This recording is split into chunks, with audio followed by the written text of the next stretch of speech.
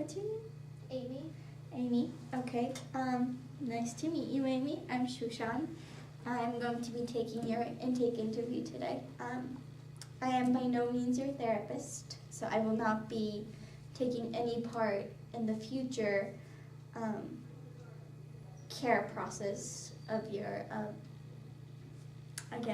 time here. I am, however, going to ask you some questions that are going to help your actual therapist do a better diagnosis or figure out what the diagnosis is and try to figure out a really good way to help you take care of whatever reason brings you in here. Do you have any questions so far? No? Okay. So some of the questions here are going to be very simple things that you have probably already filled out, and it's going to be stuff like name, age, your ethnicity, maybe religion, and then just little things about demographics and, what kind of environment you come from. And the questions are just going to be all over the place. But before I ask you any questions, I just have to warn you about the confidentiality of the clients. And so this whole thing is very confidential. The only person who's going to be looking at it is the supervisor, who is going to be your therapist in the end. So this whole conversation is between just me and you, unless there's any worries or thoughts that you might be a harm to yourself. So cutting, suicidal thoughts. Do you have any of those? No. Okay. And if somebody else is a harm to you, so if you're in an abusive relationship and somebody tries to harm you, that would be a cause for me to share this information with somebody else. In addition, the confidentiality rights protect the people who are cognitively impaired. So this would, I would be allowed to share this information with somebody had you been a child, which you're obviously not, and if you are cognitively impaired, so any kind of mental disability. Okay? Okay. Any more questions? No. Okay, great. Let's get started then. Okay. Okay, so could you please give me your full name? My name is Amy Lopin. Okay. And what is your age? 23. How about your race and ethnicity? What do you identify yourself as? I don't consider myself white, Caucasian. What's your ethnicity? So are you from a particular country or were you born in the U.S.? I'm from Italian. Okay. Italian. It's a very nice place. Are you currently employed? And if so, what is your occupation? Yes, I work in a food business. Okay. Food business. Where are my cupcakes? Okay. Are you currently married, single, widowed? What's your I status? currently am engaged. Engaged. Okay. And so is your husband, or your fiance, I'm sorry, is he your dependent, or do you have other dependents like parents, children? He is my dependent. Okay. Okay. And then what is your religion, if you have one? I'd say Catholic. Okay. And is there any other important information that you would like to provide? No. Okay. We might come back to this part of the question if I think of any questions. Okay. Well, actually, yes, there is one. What is your living situation like? I live with my fiance in an apartment. Are there any other people that live with you and your fiance? Or is it just the two of you? It's just us, and we have a cat too. I've heard that cats are very therapeutic. Very comforting. Yeah, it must be the purring. And so, let's let's see. Okay, let's move on to other questions and we'll come back to this as we need to. Okay. So, what do you think is the reason that you're here for? Well, I've started to develop some really weird dreams and panic attacks, and I feel very like under pressure all the time and nervous and scared. Okay. Sorry about this. I just have to write a lot of things down, but I am by all means listening to you. And so my apologies if I'm looking down quite often. Okay, so your weird dreams, what are they about? Or Well, I got into a car accident about a month and a half ago, and it was a really bad, life-threatening car accident. And so ever since then, I've been having like flashbacks and dreams about them. okay. So would you say that your odd dreams are just the flashback of the car accident? Yes. Okay. And what is the cause of the panic attack in your opinion? Well, I get really scared because a car hit me, and I feel like every time I'm out, I'm gonna get hit by a car, or if I'm walking, and like I haven't driven since the accident because I'm always scared that someone is gonna hit me again, and think like it could not end as well as it did this last accident. I'm sorry, that must be really awful to not be able to drive because you're so scared of the accident reoccurring. And so in that, just avoiding going outside, do you just completely stay in your home, or do you just go in like certain approximations? Well, if I need to go somewhere, I will. I try to stay home, but if like I really need something, I will go, but then I start feeling panicky and really nervous and looking everywhere just to like make sure there's no cars around. But otherwise I send my fiance out to get anything. Gotcha. Okay. Do you feel that you're sort of handicapped by the accident? Not in a sense that you can't move, but I guess in the way that you're scared of doing the normal day-to-day tasks. Yes. Okay. We can come back to this again, but I just want to ask you some questions about maybe psychiatric or psychosocial history Okay. of any kind of problems in your family. So we're just gonna start at your childhood. What do you think that was like? What was your childhood like? I had a really nice childhood. My parents treated me really well, and they tried to give me the best opportunity that they could in order to succeed with what I wanted to do. Do you think your parents pressured you at all, or did they encourage you to do whatever you wanted? There were times where it felt pressuring to do well in school, but most of the time they would encourage me to do whatever I thought was best. Okay.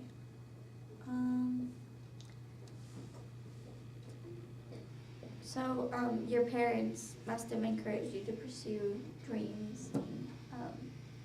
Like you wanted to be a firefighter when you're little, and they just let you go. Yes, they were. Okay. Okay, and then do you have any siblings? I have one older sister. What is your relationship with her like? We are fairly close. We always have been growing up. It's just now, ever since I've moved in with my fiance, we don't see each other as much. but I still feel like I can always call her if anything is needed. Did you go to your sister when the accident happened? No. Why do you think that happened? I was really scared that she would be worried about me.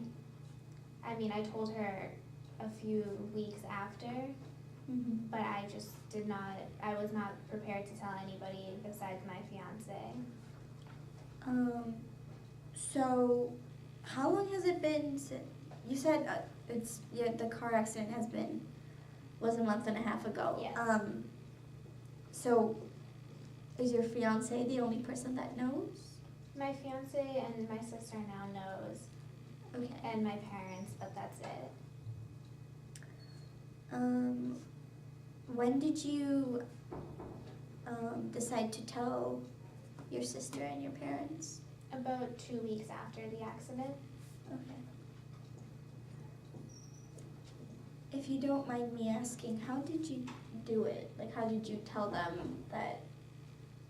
My parents noticed that something was a little off about me, and so did my sister, because I wasn't calling as much and I wasn't really associating with them. And so they asked me what was wrong, and I felt like I couldn't lie to them anymore. And so then I just broke down crying and told them what exactly happened. Okay. Wow, that must have been awful. I can only imagine just talking about the accident must have been bringing back a lot of emotions from the accident. It was very hard. Okay, so do you, sorry, this is jumping around again, but do you know of any history of psychological disorders in your family, like disorders, depression, or stress disorders or anxiety disorders and that kind of stuff? I know my dad seems stressed a lot. He's never been diagnosed with any like depression or bipolar or anything like that, but you can tell that he has phases where he gets really stressed out. Do you think he's just stressed about work, or does he have like severe stress reactions? He tends to have stress reactions when something major happens at work. Like if he doesn't have like enough work for people, he will get stressed out. Or if he feels like he can't pay for stuff for us, he will get stressed out. Okay, when you say stressed out, I just want to clarify, do you mean that he is behaving like a normal parent, trying to provide for his kids, or do you think it's really impairing his health? He gets very anxious, and he starts to not sleep as well or eat as well, because he says to me it's because he feels like he can't help out his kids as much as he would hope to. Okay. It seems like your dad is I guess a very nice father, because it's great to have somebody who cares so much about you even once you're engaged and moving out of the house. What was your friendship like growing up, or even now? I had a few very good friends, and I still keep in touch with them as well, because I feel like I've been friends with them since I was in elementary school. Okay. And it makes me feel as if I can talk to them about anything because we've known each other for so long. Okay. Do any of your friends know about the accident? I have not told them yet. Okay, why do you think that is? I'm too scared to tell them because I feel like I'm gonna break down in front of them again and start having really bad memories. And I'm scared as how they will react towards my bad emotions. So you think that the emotions from the car accident are gonna come back and you might have a panic attack and you're worried that your friends will think differently of you? Or, Yeah. okay. Is that okay? Why, I mean, you say your friends, you have been friends with them since elementary school and you guys are really good friends, but why are you worried about, a normal response from you freaking them out? I don't know. It just scares me to think that they might think something is wrong with me now, and they might not want to help me out or be there for me because this is like the most traumatic thing that's ever happened to any of us. Out of your friend group? Yeah. Okay.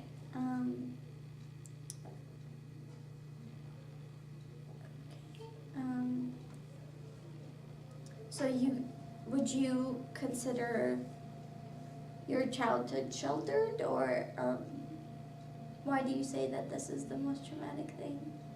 I mean, nothing bad has ever really happened within my family or friends. None of us have had any other car accidents or losses. We've always just been kind of hanging out and enjoying our life. Okay. Gotcha. Well, let's go jump around again. Did you graduate high school? Yes. Okay. And did you go to a college? Yes. Okay, what college and what were your interests? I went to Roger Williams and I did management and hospitality. Okay. So after college, what was your job like, or is this your first job? This is my first job. Okay.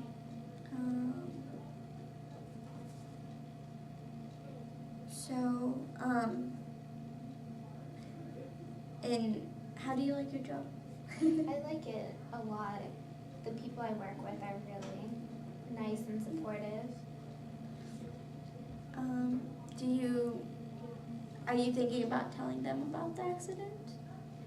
I feel like my manager should know because he should know why I've been panicky and acting the way I have been. Mm-hmm. But I have not had the courage to tell him yet. Okay.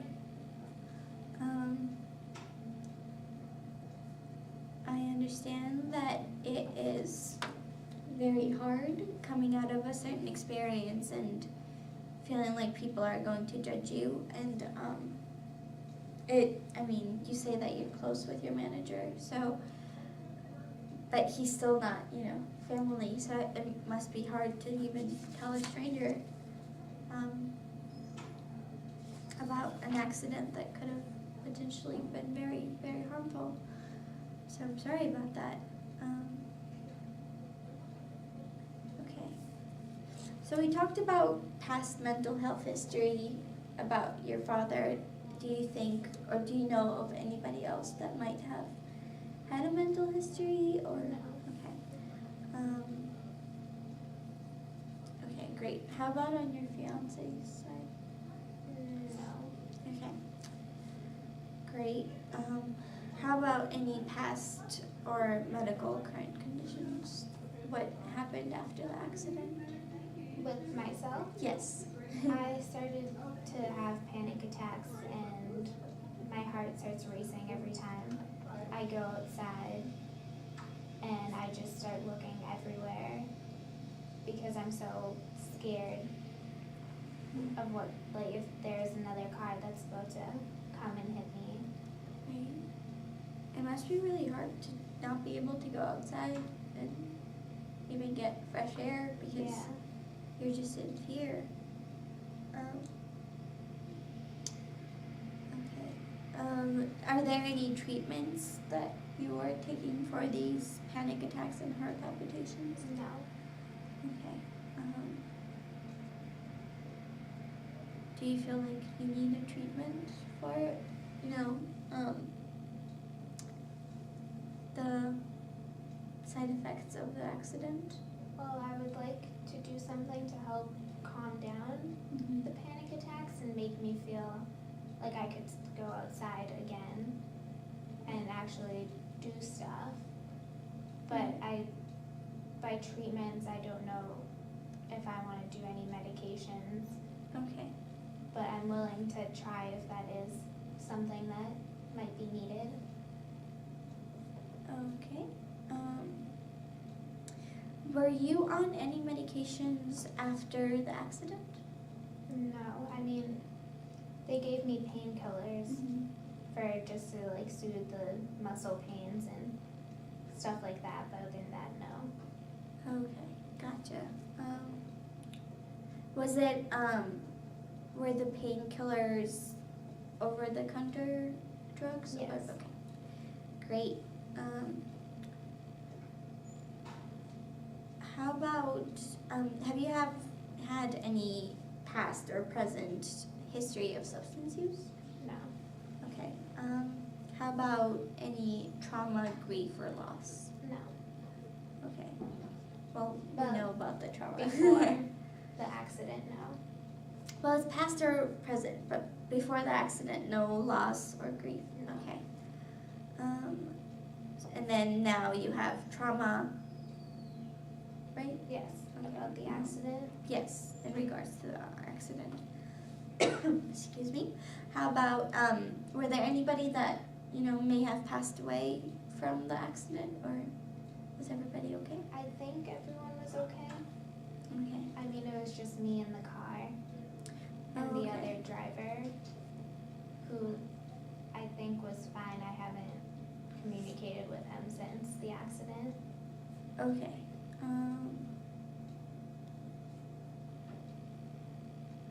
Great. How about any history of abuse, whether it's physical, emotional, or sexual? Never. Okay. How about, have you ever had suicidal or homicidal ideation? No. Or like intense or behavior like cutting? No, never. Okay. How about any legal issues? Have you ever been arrested or? No. Okay. What about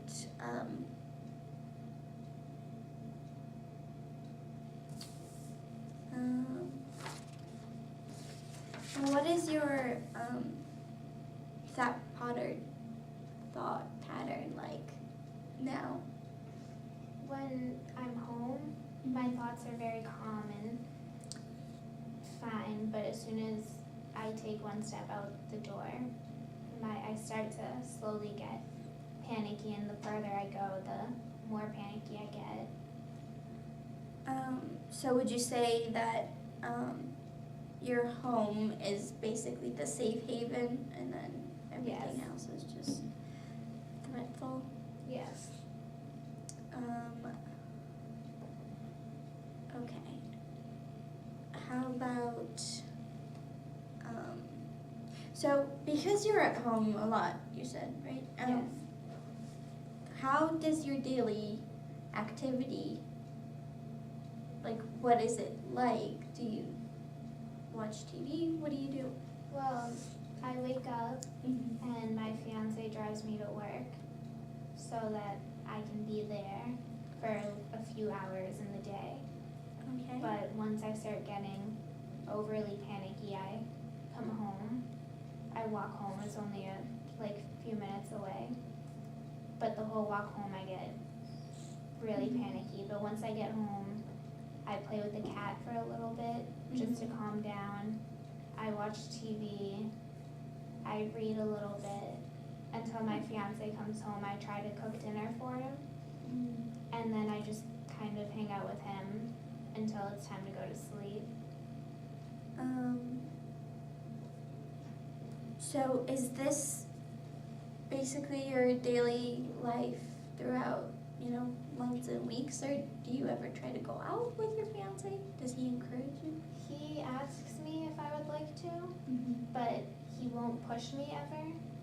So if I am up for it one day, he will slowly take me out. But if I can't do it, he stays home with me and says that's fine. Okay. Don't worry. So on a good day, would you feel okay going out in the public and further away from the house? I can go to the convenience stores close by Okay. or like the park across the street, but I still get Right. somewhat panicky going. But there are days that it's a little less panicky than normal. Okay. But I definitely could not do it by myself. I need to have my fiance with me. Okay.